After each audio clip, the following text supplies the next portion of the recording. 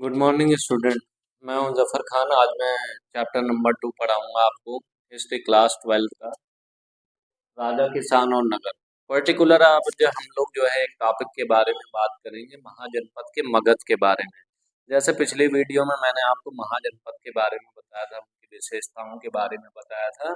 अब यहाँ पर ये देखते हैं कि मगध जो एम्पायर था, मगध जो महाजनपद था, वो सबसे सर्वश्रेष्ठ होने के पीछे उसका रीजन क्या था कि मगध साम्राज्य क्यों सर्वश्रेष्ठ माना जाता है।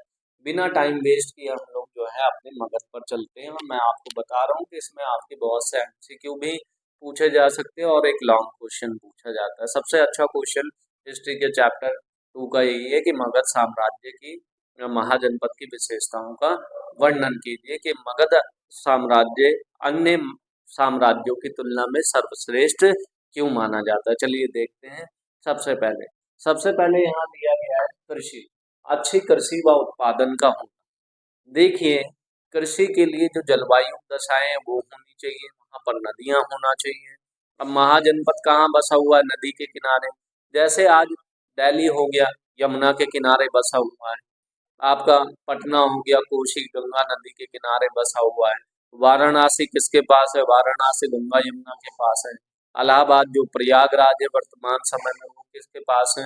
वो आपका गंगा और यमुना के संगम में है। तो हम लोग देखते हैं जितने भी बड़े महाजनपद है या राज्य हैं, वो किसी की ना किसी नदियों के किनारे बसे होते हैं, जिसकी वजह से कृषि व अन्य उत्पादन के कार्यों में लीन हुआ जा सके। तो यहाँ पर देखते हैं हम लोग अच्छी कृषि व उत्पादन का होना। तो हम लोग देखते हैं यहाँ पर महाजनपद मगध में जो है अच्छी कृषि व उत्पादन के चलते जो है इसको सर्वश्रेष्ठ बनाया गया है। सेकंड पॉइंट में हम लोग देखते हैं, सेकंड पॉइंट में यहाँ क्या बताया गया? लोहे की खदानें होना। क्या है? लोहे की खदानें होना। अब लोहे की खदानों से क्या है? विभिन्न प्रकार के जो है हम लोग उपकरण बना सकते हैं। युद्ध में होने वाली जो है तलवार को, भाले को, इन सब चीजों को बनाते हैं।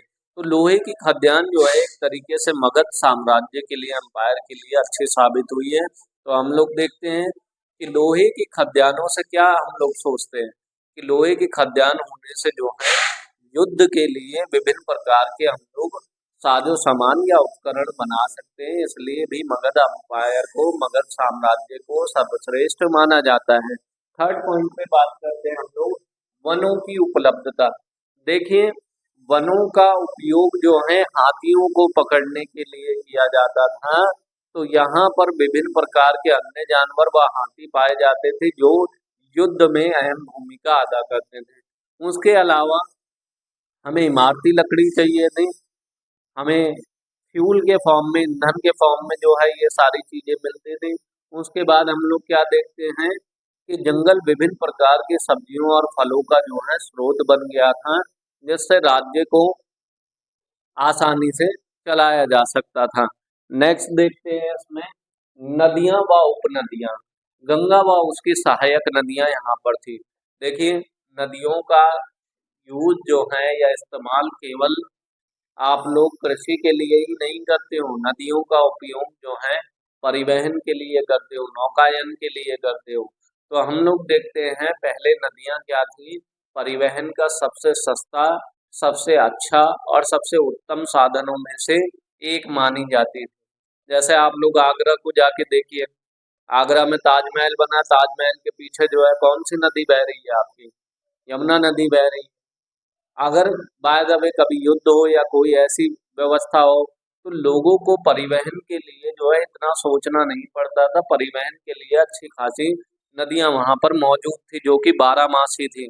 नदियां भी दो प्रकार की होती है, एक होती है बारहमासी, एक होती है मौसमी। मौसमी नदियों में से तब भी पानी होता है जब बरसात होती है, और बारहमासी नदियां हिमालय पर्वत से निकलती हैं। हिमालय पर्वत की जो है बर्फ के पिघलने से निकलती है, उसमें हमेशा पानी रहता है, जिसको हम लोग सदा नीरा भी कहते हैं। नेक्स्ट देखते हैं इसमें क्या है? महत्वाकांक्षी शासक। तो यहाँ के शासक काफी महत्वाकांक्षी होते हैं। देखिए, अब कई लोग कहेंगे महत्वाकांक्षी क्या? महत्वाकांक्षी यानी कि आकांक्षाओं का मतलब होता है इच्छा, महत्व का मतलब ये होता है फायदा। यहाँ के शासक ऐसे शासक थे जो देश का, राज्य का, राज्य के लोगों का हमेशा भला सोचने पर या अपने राज्य को आगे ले जाने पर सोचते थे, इसलिए हम लोग क्या कहते हैं, ये काफी महत्वाकांक्षी शासकों में से एक हुआ करते थे। इसमें कौन नाम है? बिम्बिसार है, अजातशत्रु है और महापद्मनंद है। तो अगर मगध एम्पायर के आपको मगध साम्राज्य के शासकों के बारे में पूछा जाए तो आप इनका नाम बता सकते हैं, बिम्बिसार, अजातशत्रु और महापद्मनंद। सेकंड लास्ट है इसका, हम लोग देखते हैं लास्ट में दिया राजधानी। राजधानी सबसे पहले जो है बनाई गई है आपकी राजगार, जिसको प्रेजेंट में राजगीर कहते हैं। और चौथी सदी में इसकी राजधानी चेंज कर दी गई थी, पाटलिपुत्र थी, जो वर्तमान समय में पटना है। तो मैंने आपको महाजनपद के बारे में, मगध के बारे में कम समय में इतनी इंफॉर्मेशन दे दी। पेपर में 12th क्लास में महाजनपद की विशेषता या मगध जो है महाजनपद की विशेषताएं आपसे 101% पूछी जाएगी। आप इस चैप्टर में से कुछ याद करो ना करो, इसको जरूर से याद कर लेना। आज के लिए ये वीडियो काफ़ी है, नेक्स्ट वीडियो मैं आपका अपलोड करूंगा इसी से रिलेटेड। धन्यवाद।